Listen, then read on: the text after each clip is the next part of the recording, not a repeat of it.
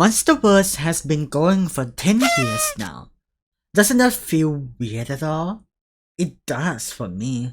It still feels like just yesterday when Godzilla 2014 was released. I can't believe it. And in the celebration of this 10th anniversary of Monsterverse, I would like to tell all of you how much I adore Monsterverse as a Godzilla fan back in the day. If you watched some of my previous videos, you will know that I am a pretty big Godzilla fan. I grew up with Millennium Godzilla movies. My oldest brothers often bought old Godzilla films to watch with me, and we would talk and discuss our opinion on the films with each other. He is the one who introduced me to the world of Godzilla, and his many films throughout the Showa, Heisei, and Millennium era. My favorite era of Godzilla has to be the Heisei era. I love the continuing timeline that they have going on with the Heisei era. The fact that some of the characters and kaiju that have already made an appearance in the prior films get to come back in the next films is just such a nice and new thing for Godzilla films at the time. Since Godzilla films in the Showa era are not entirely consistent with each other. Characters like Miki the Psychic or Godzilla Jr. have made a lot of appearances throughout the Heisei era, to the point that now they are some of the most iconic characters in the franchise. And kaiju like Biollante, Destroyer, Mega King Ghidorah, and Batra. These iconic characters all come from Heisei era. I used to say that the Heisei era was the golden age of Godzilla films. That's why it is so sad to me that at the time, Godzilla Final War is considered the last Godzilla film. It was devastating to me, and I know it might be for a lot of Godzilla fans back in the day as well, because Godzilla film might not make a return to the big screen ever again. Then, 10 years have passed since Godzilla Final War in 2004. Godzilla 2014 happened, and that film marks the rebirth of Godzilla films and the new era of Godzilla as a whole, and it's called Monsterverse. To this day, I am still quite surprised at how good legendary takes on Godzilla is. An ancient prehistoric titan that will rise from his slumber to fight off anything that will ruin the balance of nature. His characteristic is also really fascinating. He is not a villain or a hero. He is a force of nature. He stays neutral to everything until the balance of nature is at risk, and only then will he fight. It doesn't matter if the one who ruined the balance of nature is another Earth Titan, a Titan from outer space, or even human themselves. No one is safe from Godzilla if they try to shake the balance of natural order.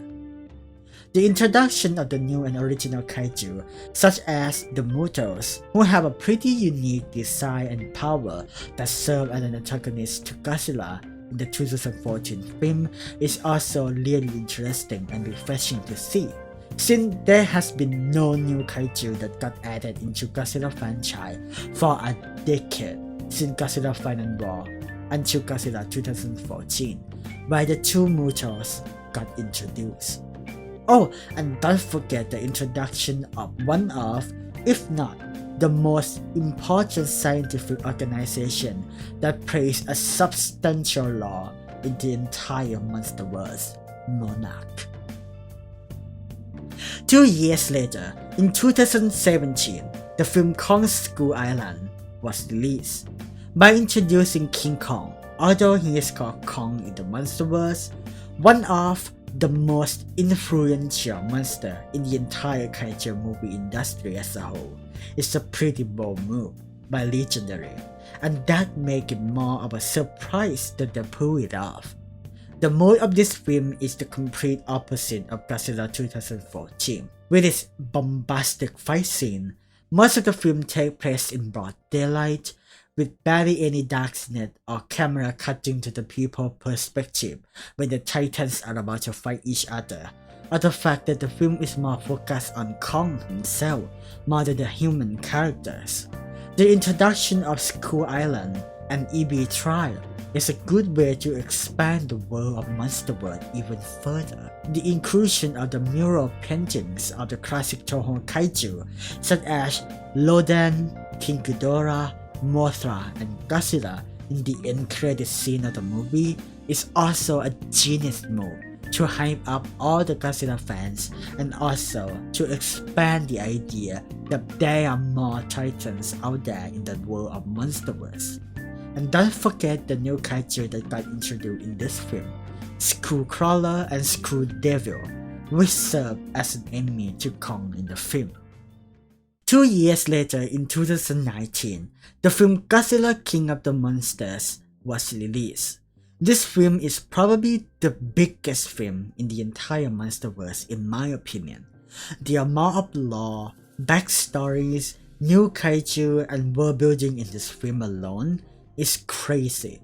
This film marks the end of a long 15-year hiatus of King Ghidorah, Mothra, and Rodan, three of the most influential, popular, and beloved classic Toho kaiju. The fact that these three classic kaiju along with Godzilla are on the big screen together again is kind of a surreal moment to me. All of them got a cool and interesting new design and powers along with their own lore and backstory. This film also introduced a bunch of new important human characters such as the Russell family, Madison, Mark, and Emma Russell, the Chun family, Dr. Eileen and Ling Chun, and the reintroduction of Dr. Serizawa and his assistant, Dr. Vivian Graham. This film also introduced a lot of minor titans such as Behemoth, Scylla, Methuselah, and many more when they got called upon by King Ghidorah's Alpha Core. As I said before, this film also expands the world and lore of Monsterverse by a lot. Like the reveal of what some parts of the Hollow Earth look like, such as the underwater temple or the symbiotic relationship between Godzilla and Mothra, with how much this film did for Monsterverse world building as a whole. I would say that Godzilla King of the Monsters is arguably the most important film in the Monsterverse, at least before Godzilla X Kong the New Empire release. The next big installment in Monsterverse is Godzilla vs. Kong 2021, the legendary rematch of the two most influential and popular monsters of all time, since the last time they fought all the way back in 1962 in the film King Kong vs. Godzilla, to decide once and for all who will win. Godzilla vs. Kong is like Kong's Skull Island to Godzilla 2014. The mood of the film is completely opposite to Godzilla King of the Monsters. This film focuses more on the titan than the human characters and has a lot more action scenes. The film also introduced more classic Toho kaiju, Mechagodzilla, with his new design and power. And the film also introduced more important human characters such as Jia and Dr. Eileen Andrews. The film also reintroduced Mark and Madison Lasser back as well. This film also marked the debut of the Horror Earth, finally, after being teased and mentioned in Kong's Skull Island, which in turn expand the world building of Monsterverse even more. This film also revealed a lot more about Kong's backstory of who he is, what is his purpose, and where exactly is his true home. The reveal of a war that happening between Kong and Godzilla's ancestor is also served as an expansion of Monsterverse world building. Compared to Godzilla King of the Monsters, Godzilla vs. Kong might not be the grandest and expand the lore and world of Monsterverse just as well as King of the Monsters. However, you cannot deny that Godzilla vs. Kong did really well at the box office, and thus opened up an opportunity for the new Monsterverse movie. And besides, the film itself is by far, in my opinion, the most fun film in Monsterverse. It was so entertaining from the beginning to the end. In fact, Monsterverse is so successful enough to have its own TV series, 2 of them to be exact, which are Skull Islands 2023, an original animated series, and Monarch: The Legacy of Monster, a live-action series of the same year. Both of these series has garnered a lot of positive reception from both Monsterverse fans and general audience alike. Monsterverse has come a long way since May 8, 2014, when the first film was released. Even now, Monsterverse is still going strong, with a new big film, Godzilla X Kong: The New Empire, planned to release on March 29 this year. When I look at the new enthusiastic fans who got into Godzilla because of the Monsterverse films, my heart is filled with joy and content. It's like watching myself from way back when I fell in love with Godzilla, full of thought and excitement for the franchise, looking for a community that has the same interests as me, eager and patiently waiting for the next film to come out. Some people might say that Monsterverse has the same general vibe as Showa Godzilla films, which I agree to some extent, but for me, Monsterverse reminds me of Heisei Godzilla more than anything. With its consistent and continuing timeline between each films, has many important returning humans, characters, and kaiju, has, in my opinion, a serious tone throughout the series. Although the dark, gloomy, and serious tone of the newer films may be gone to some extent, and that might upset some people who love the mood and tone of Godzilla 2014, but it does not upset me one bit, because this is not the first time Godzilla films have done this. You can see it clearly in the Showa era, which is the era that Godzilla originated from. It has also done the same thing. The first film in 1954 is basically a tragic horror film that has a heavy symbolism of nuclear bomb through Godzilla. But then, fast forward to the later part of the Showa era, Godzilla has transformed into a light-hearted, kid-friendly film that focuses more on the action and fight scene between kaiju.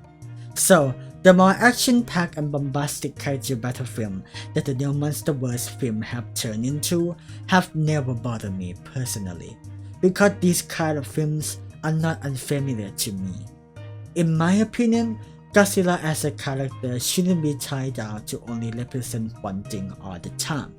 I already said this in another video of mine, and I will say it again, that yes, Godzilla has become so many things throughout the years, at first as a metaphor for nuclear weapons and the consequences of their uses.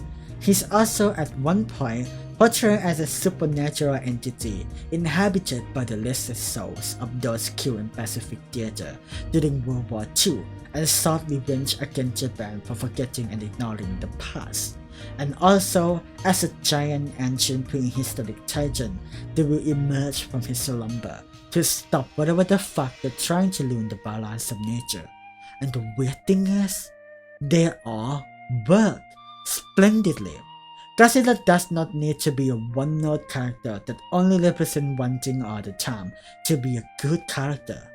Let him go wide, or be dark and serious, explore the possibility of his character, and appreciate him no matter what his character will end up being. You might not like some incarnation of Godzilla that I like, or you might like an incarnation of Godzilla that I don't like. No matter what it is, it's all valid. Lastly, I just want to say that I am extremely excited about Godzilla X Kong: The New Empire, the newest film of Monsterverse that will be released very soon as of writing this script. Let's all continue to watch and observe the new era of Godzilla, the Monsterverse Godzilla, or what I like to call the new golden age of Godzilla.